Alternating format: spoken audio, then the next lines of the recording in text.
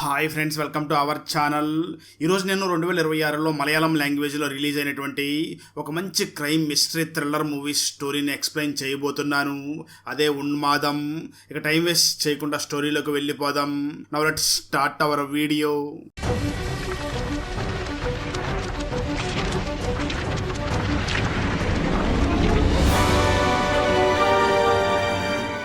Open చేస్తే movie starting scene లోనే ఒక ప్లేస్ లో మూవీ షూటింగ్ జరుగుతూ ఉండగా అక్కడ మూవీ డైరెక్టర్ దగ్గరికి జార్జ్ అనే ఒక వ్యక్తి వచ్చి మాట్లాడుతూ, నేను ఒక మంచి రైటర్ అవ్వాలనుకుంటున్నాను, నా దగ్గర ఒక కథ ఉంది, ఈ కథను మీరు సినిమాగా తీయండి అని చెప్పి తన దగ్గర ఉన్నటువంటి కథను డైరెక్టర్కి ఇవ్వడంతో ఆ డైరెక్టర్ ఆ కథను చదివి వెంటనే అక్కడికి వచ్చినటువంటి జార్జ్ని చూసి మాట్లాడుతూ, ఈ స్క్రిప్ట్ ని సినిమాగా తీయడం చాలా కష్టం, ఎందుకంటే ఈ కథలో అంత సత్తా లేదు, నువ్వు ఒక పని చేయి, నువ్వు ఆల్రెడీ ఒక పోలీస్ ఆఫీసర్ గా వర్క్ చేస్తున్నారు కాబట్టి మీ డిపార్ట్మెంట్ లోనే చాలా కేసులు ఉంటాయి, వాటిలో ఇంట్రెస్టింగ్ గా ఉన్నటువంటి ఒక కేసు తీసుకుని ఒక స్క్రిప్ట్ ని రెడీ చేయండి, దాన్నే మనం సినిమా చేద్దామని చెప్పి అక్కడి నుంచి ఆ జార్జ్ ని పంపించేస్తాడు.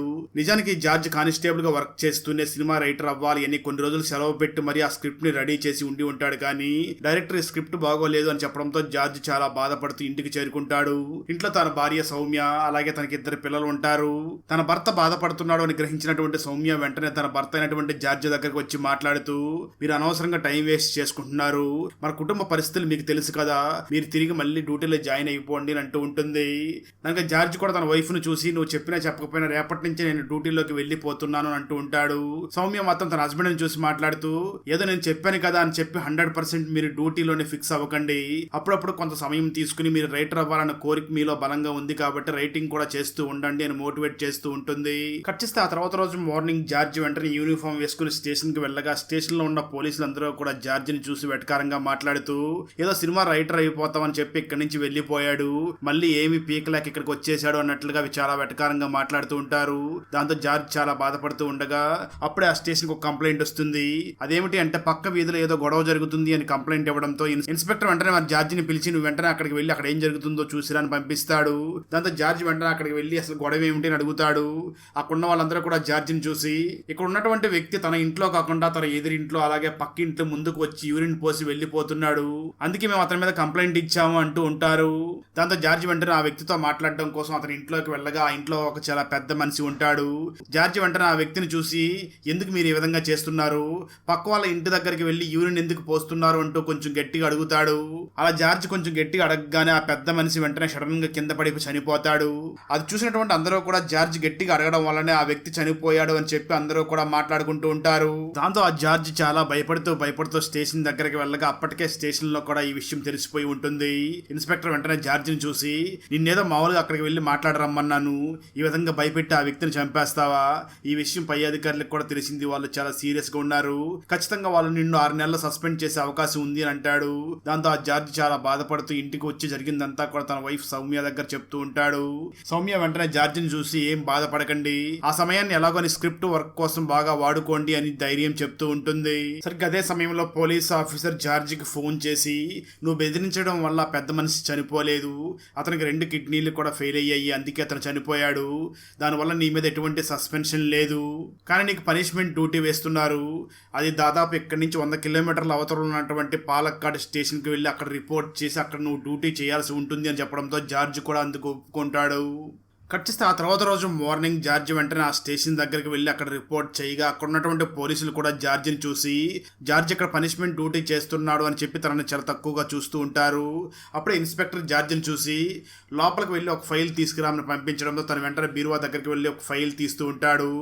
అయితే తనకు తెలియకుండానే అక్కడ ఉన్నటువంటి రెడ్ క్లాత్ లో చుట్టూ ఉన్నటువంటి ఒక ఫైల్ ని టచ్ చేయడంతో అది చూసినటువంటి ఒక పోలీస్ ఆఫీసర్ చాలా కోపంగా జార్జ్ దగ్గరికి వచ్చి, నువ్వు ఆ ఫైల్ ఎందుకు టచ్ చేసావు, ఆ రెడ్ కలర్ క్లాత్ లో కట్టి ఉన్నటువంటి ఫైల్ ని ఎప్పుడు కూడా టచ్ చేయకూడదు అని అంటూ ఉంటాడు. సరిగ్గా అదే సమయంలో స్టేషన్ ముందు చాలా పెద్ద సౌండ్ వినిపిస్తుంది. దాంతో అందరూ కూడా అక్కడికి వెళ్ళి చూడగా అక్కడ ఒక వ్యక్తికి బాగా యాక్సిడెంట్ అయ్యి గాయాలతో ఒక ప్లేస్ లో కూర్చుని ఉంటాడు. అతను ఒంటి నిండా కూడా రక్తం అంటుతూ ఉంటుంది.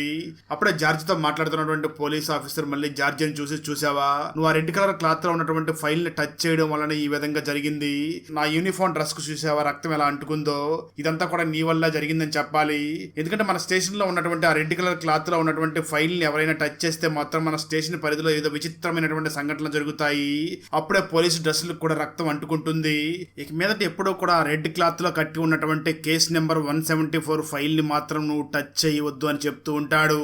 ఆ మాట ఉన్నటువంటి జార్జ్ చాలా ఆశ్చర్యపోతూ, ఏంటి ఆ కేసు ఫైల్ ని టచ్ చేస్తే ఈ విధంగా జరుగుతుందా అని ఆ స్టేషన్ లో తనకు తెలిసినటువంటి ఒక వ్యక్తి ఉండడంతో ఆ కానిస్టేబుల్ దగ్గరికి వెళ్ళినటువంటి జార్జ్ మాట్లాడుతూ, నిజం చెప్పండి, నాకు ఆ కేసు గురించి తెలుసుకోవాలని ఉంది, ఆ కేసు గురించి పూర్తి వివరాలు నా దగ్గర చెప్పండి అని అంటూ ఉంటాడు. అప్పుడు ఆ కానిస్టేబుల్ వెంటనే జార్జిని చూసి మాట్లాడుతూ, నీకు ఈ స్టేషన్ గురించి ఏమీ తెలియదు కదా, ఏమీ తెలియకుండా ఇక్కడికి వచ్చేసావు. నీలాగే ఈ స్టేషన్ గురించి ఏమీ తెలియనటువంటి ఒక ఎస్పీ కూడా ఒక రోజు ఇక్కడికి వచ్చి ఆ కేసు నెంబర్ 174 ఫైల్ ఎక్కడుంది, అది ఎందుకు ఇంకా పెండింగ్ లో ఉందో వెంటనే ఆ కేసు ఫైల్ నా దగ్గర తీసుకురామని చెప్పాడు. దాంతో ఒక మహిళా కానిస్టేబుల్ చాలా భయపడుతూ ధైర్యం చేసి ఆ 174 కేసు ఫైల్ ని తీసుకుని వెళ్లి ఎస్పీకి ఇచ్చింది. ఎస్పీ వెంటనే దాన్ని ఓపెన్ చేసి చదవబోతూ ఉన్న సమయంలో ఒక్కసారిగా ఒక పెద్ద రాయి కిటికీ పగలగొట్టుకుని వచ్చి తన తలకి తగిలి రక్తం అంతా కూడా కారి తన డ్రెస్ మొత్తం కూడా తడిసిపోయింది. ఈ విధంగా ఎప్పుడైతే ఆ రెడ్ కలర్ క్లాత్ కట్టినటువంటి కేసు నెంబర్ 174 ఫైల్ ని ఓపెన్ చేస్తారో అప్పుడు ఏదో ఒక వింత సంఘటన జరిగి పోలీస్ డ్రెస్లు రక్తంతో తడిచిపోతూ ఉన్నాయి.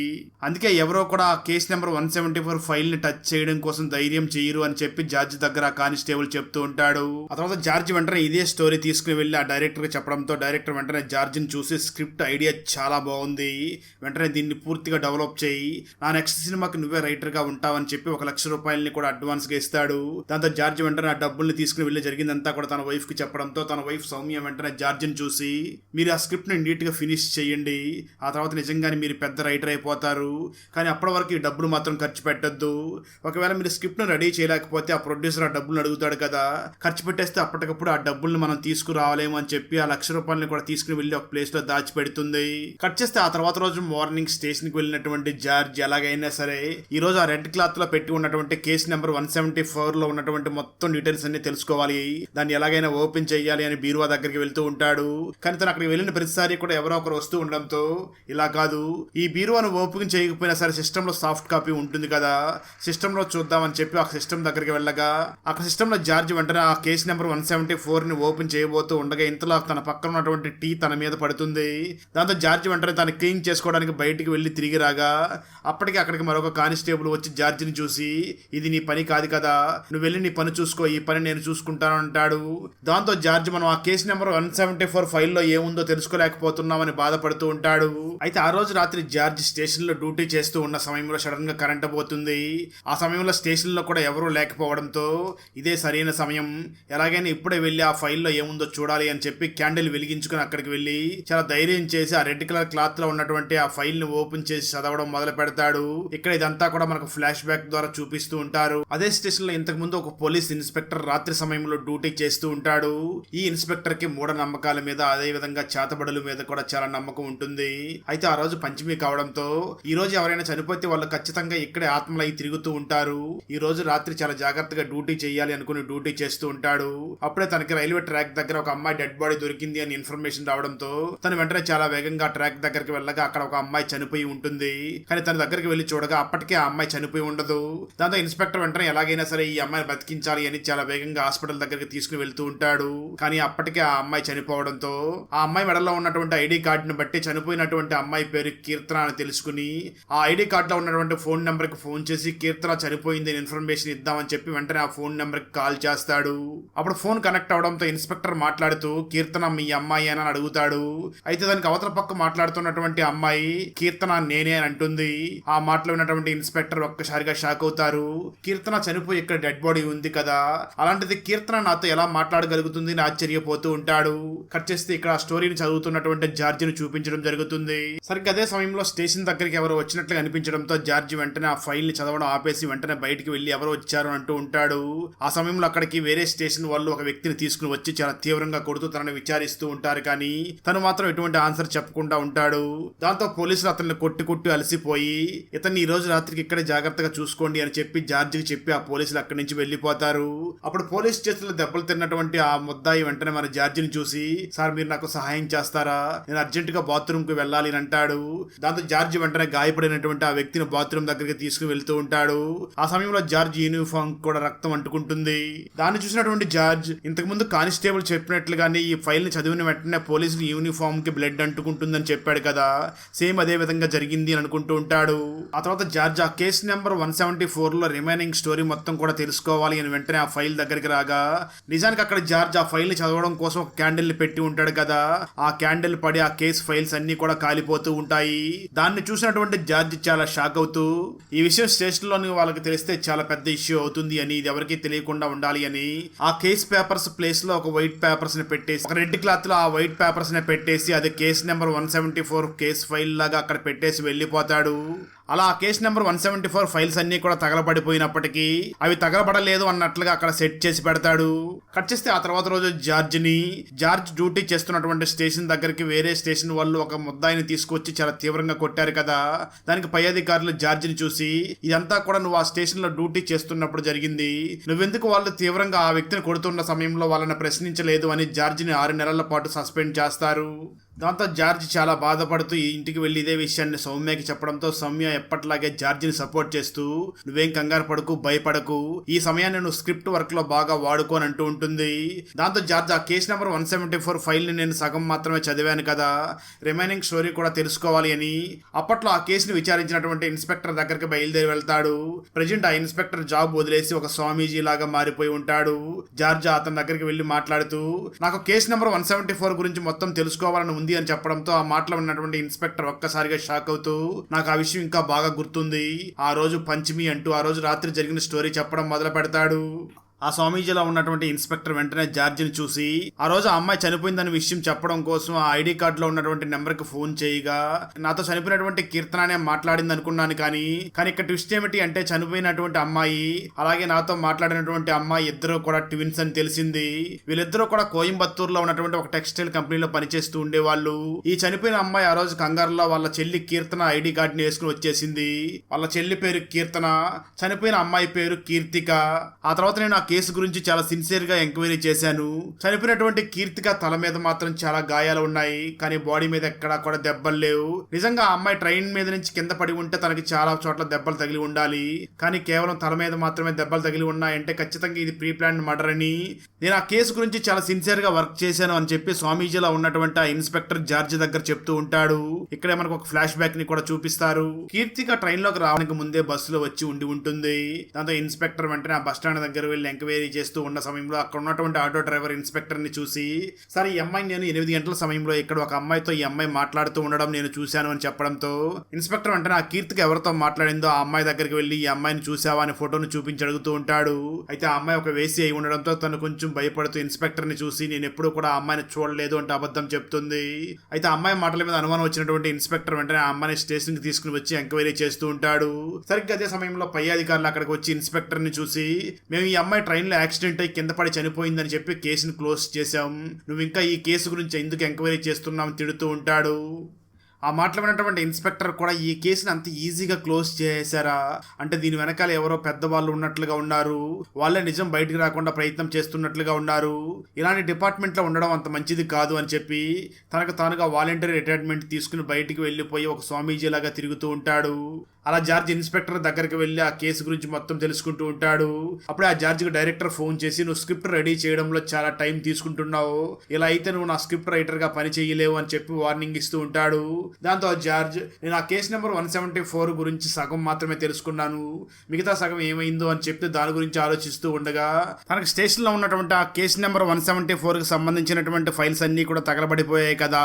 ఆ బూడిదలో నుంచి చనిపోయినటువంటి కీర్తిక ఆత్మ వచ్చి తనతో మాట్లాడుతున్నట్లుగా తన ఫీల్ అవుతూ ఉంటాడు. ఇది మొత్తం చూసినటువంటి సౌమ్య నా హస్బెండ్ కి ఏదో అయిందని భయపడుతూ వెంటనే తన హస్బెండ్ ని ఒక సైకియాట్రిస్ట్ డాక్టర్ దగ్గరకు తీసుకుని వెళ్తుంది. తను వెంటనే సౌమ్యను చూసి మాట్లాడుతూ, నీ హస్బెండ్ ఏదో స్టోరీ రాస్తున్నాడు కదా, ఆ స్టోరీలో ఉన్నటువంటి క్యారెక్టర్స్ అన్ని కూడా తనతో మాట్లాడుతున్నట్లుగా తను ఊహించుకుంటున్నాడు. తనకి సైకియాట్రిస్ట్ ప్రాబ్లం స్టార్ట్ అవుతుంది, తనకి వెంటనే ట్రీట్మెంట్ చేయాలి అని అంటూ ఉంటాడు. ఈ మాటలు మొత్తం వింటున్నటువంటి జార్జ్ కూడా మనం ఇలాగే ఉండిపోతే చాలా ప్రాబ్లమ్స్ వచ్చే అవకాశం ఉంది, ఎలాగైనా సరే ఆ కీర్తికకి ఏం జరిగిందో విచారించాలి అని చెప్పి ఆ కేసుని ఎంక్వైరీ చేయడం మళ్ళీ తిరిగి మొదలు పెడతాడు. ఆ తర్వాత జార్జ్ వెంటనే చనిపోయినటువంటి కీర్తిక సిస్టర్ అయినటువంటి కీర్తన దగ్గరికి వెళ్లి, మీ అక్కయ్య గురించి పూర్తి డీటెయిల్స్ కావాలని అడుగుతూ ఉంటాడు. అప్పుడు కీర్తన సమాధానం చెప్తూ, మా అక్కయ్య మహేష్ అనే ఒక వ్యక్తిని ప్రేమించింది, తను ఒక రౌడీ గ్యాంగ్ దగ్గర పనిచేస్తూ ఉండేవాడు. అయితే ఈ మహేష్ కి పాలక్కాడ్ అనే ప్రాంతంలో వాళ్ళ సొంత ఊర్లో వాళ్ళ తాతలకి 4 ఎకరాల పొలం ఉంది.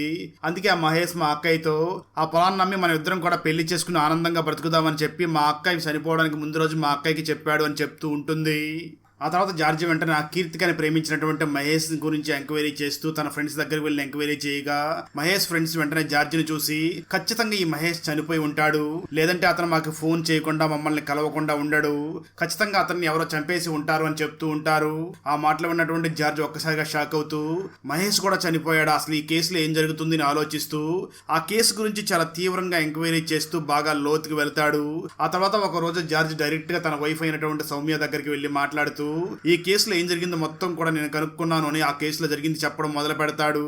కీర్తిక చనిపోవడానికి ముందు రోజు మహేష్ తన పూర్వీకుల స్థలంలో ఒక బిల్డర్ కబ్జా చేసి ఉన్నాడు అని తెలుసుకుని వెంటనే అతనికి ఫోన్ చేసి ఈ విషయం బయట పెడితే నీ పొరుగు పోతుంది, నాకు మర్యాదగా డబ్బులు ఇచ్చే అని చెప్తాడు.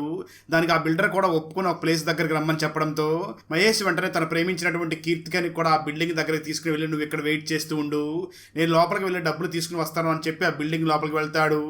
అయినప్పటికీ ఆ మహేష్ చాలా సేపటి వరకు కూడా బయటికి రాకపోవడంతో కీర్తిక ఏమైందో తెలుసుకుందామని చెప్పి తను కూడా లోపలికి వెళ్తుంది. ఆ సమయంలో మహేష్ ఒక్కసారిగా బిల్డింగ్ మీద నుంచి కింద పడి అక్కడ చనిపోతాడు. అంటే నిజానికి వాళ్ళే చంపేసి అక్కడ కిందతో వేసి ఉంటారు. ఇది మొత్తం చూసినటువంటి కీర్తిక చాలా భయపడిపోతూ గట్టిగా అరుస్తూ అక్కడి నుంచి పారిపోతూ ఉంటుంది. అది చూసినటువంటి బిల్డర్ మనుషులు కూడా వెంటనే ఆ కీర్తికని కూడా పట్టుకుని కీర్తికని చంపేయాలి అని తన వెంట పడుతూ ఉంటారు. కీర్తిక అక్కడి నుంచి తప్పించుకుని ఒక ఆటో స్టాండ్ దగ్గరికి వచ్చి ఆటో వ్యక్తితో మాట్లాడి ఆ తర్వాత అక్కడ ఉన్నటువంటి ఒక వేసితో కూడా మాట్లాడుతూ ఉంటుంది. అయితే ఆ వేసి మాత్రం ఎలాగైనా ఈ అమ్మాయిని ఆ రౌడీ గ్యాంగ్ పట్టించాలి అనే ప్రయత్నం చేయబోతూ ఉంటుంది. అది గమనించినటువంటి కీర్తిక వెంటనే అక్కడి నుంచి చాలా తెలివిగా తప్పించుకుని అక్కడి నుంచి పారిపోతూ అటువైపు వెళ్తున్నటువంటి ఒక ట్రైన్ లో ఎక్కి అక్కడి నుంచి వెళ్లిపోతూ ఉంటుంది. అయితే పాపం ఆ ట్రైన్ లో కూడా బిల్డర్ గ్యాంగ్ వాళ్ళు ఎక్కేసి ఉండడంతో వాళ్ళు మంచి ప్లేస్ చూసుకుని కీర్తనని చంపాలి అని వెయిట్ చేస్తూ ఉంటారు. ఆ తర్వాత ఈ ట్రైన్ ఒక స్టేషన్ లాగడంతో అక్కడ దిగినటువంటి కీర్తన అక్కడి నుంచి పారిపోయే ప్రయత్నం చేస్తూ ఉంటుంది. ఇంతలో ఆ గ్యాంగ్ లో ఉన్నటువంటి ఒక వ్యక్తి రాడ్ తీసుకొచ్చి కీర్తిక తల మీద బలంగా కొట్టడంతో కీర్తిక అక్కడికక్కడ చనిపోతుంది. ఇక ట్విస్ట్ ఏమిటి అంటే అక్కడ కీర్తిక తల మీద కొట్టినటువంటి ఆ వ్యక్తి మరి ఎవరో కాదు, ఇంతకుముందు ఈ కీర్తిక కేసు గురించి చాలా సిన్సియర్ గా ఎంక్వైరీ చేసినటువంటి ఇన్స్పెక్టర్ ఉన్నాడు కదా, అదే స్వామీజీగా మారిపోయాడు. అప్పట్లో తను ఈ కేసు గురించి బాగా ఎంక్వైరీ చేస్తూ ఉండగా పై అధికారి తన దగ్గరికి వచ్చి ఈ కేసుని ఎందుకు ఇంకా ఎంక్వైరీ చేస్తున్నావు, ఈ అమ్మాయి యాక్సిడెంట్ గా ట్రైన్ లో నుంచి కింద పడిపోయి చనిపోయింది కేసు క్లోజ్ చేశానని చెప్పాడు కదా పై అధికారి. ఆ పై అధికారి కీర్తికని కొట్టి చంపేసి ఉంటాడు. ఎందుకంటే ఆ పోలీస్ ఆఫీసర్ కూడా ఆ బిల్డర్ కి సపోర్ట్ చేస్తూ ఉండి ఉంటాడు. అందుకే ఈ కీర్తిక బయటికి వెళ్తే విషయం అంతా కూడా బయటకు వస్తుంది అని తనని బలంగా కొట్టి చంపేసి రైల్వే ట్రాక్ మీద పడేసి వెళ్లిపోయి ఉంటాడు. ఆ తర్వాత ఈ కేసు బయటకు రాకుండా ఉండడం కోసం ఆ ఇన్స్పెక్టర్ ను కూడా బెదిరించి ఆ కేసుని క్లోజ్ చేసి ఉండి ఉంటాడు. జరిగిందంతా కూడా జార్జ్ తన భార్య అయినటువంటి సౌమ్య దగ్గర చెప్తూ జరిగిందంతా నేను తెలుసుకున్నాను, కానీ వాళ్ళే ఇదంతా చేశారు అని ప్రూవ్ చేయడం కోసం నా దగ్గర సాక్ష్యాలు లేవు, ఆ సాక్ష్యాలకు కూడా ఈ రోజు సాయంత్రం నేను సాధిస్తాను అంటూ ఉంటాడు. ఆ తర్వాత జార్జ్ వెంటనే ఆ కీర్తికని చంపించినటువంటి బిల్డర్ కి ఫోన్ చేసి నువ్వు కీర్తికని చంపావన్న విషయం నాకు తెలుసు, దానికి సంబంధించినటువంటి సాక్ష్యాలన్నీ కూడా నా దగ్గర ఉన్నాయి, అవేవి బయట పెట్టకుండా ఉండాలి అంటే నువ్వు నాకు 10 లక్షలు ఇవ్వాలి అని చెప్పడంతో ఆ బిల్డర్ వెంటనే జార్జిని ఒక ప్లేస్ దగ్గరికి రమ్మని చెప్తాడు. దాంతో జార్జ్ వెంటనే ఆ ప్లేస్ దగ్గరికి వెళ్ళి అక్కడ 10 లక్షల రూపాయలు తీసుకుని బయటకు వస్తూ ఉంటాడు. అలాంటి సమయంలోనే సిబిఐ వాళ్ళు అక్కడికి వచ్చి జార్జిని అరెస్ట్ చేస్తారు. అంటే జార్జ్ బిల్డర్ దగ్గర నుంచి 10 లక్షల రూపాయలు తీసుకుని వెళుతున్నాడు అని చెప్పి అతన్ని అరెస్ట్ చేస్తారు. ఇక్కడే రివీల్ అయ్యే ట్విస్ట్ ఏమిటి అంటే జార్జ్ కావాలని ఈ విధంగా ప్లాన్ చేసి ఉంటాడు. ఎందుకంటే తన పోలీస్ ఆఫీసర్ తన బిల్డర్ ని డబ్బులు అడిగితే తను ఖచ్చితంగా సిబిఐ వాళ్ళకి చెప్తాడని ప్లాన్ తోనే ఈ విధంగా చేసి ఉంటాడు. అలా సిబిఐ వాళ్ళు తనని అరెస్ట్ చేస్తే ఆ కీర్తిక కేసుని మళ్ళీ రీఓపెన్ చేయవచ్చు అన్న ప్లాన్ తోనే ఆ విధంగా చేసి ఉంటాడు. తను అనుకున్న విధంగానే ఆ కీర్తిక కేసు మళ్ళీ రీఓపెన్ అవుతుంది.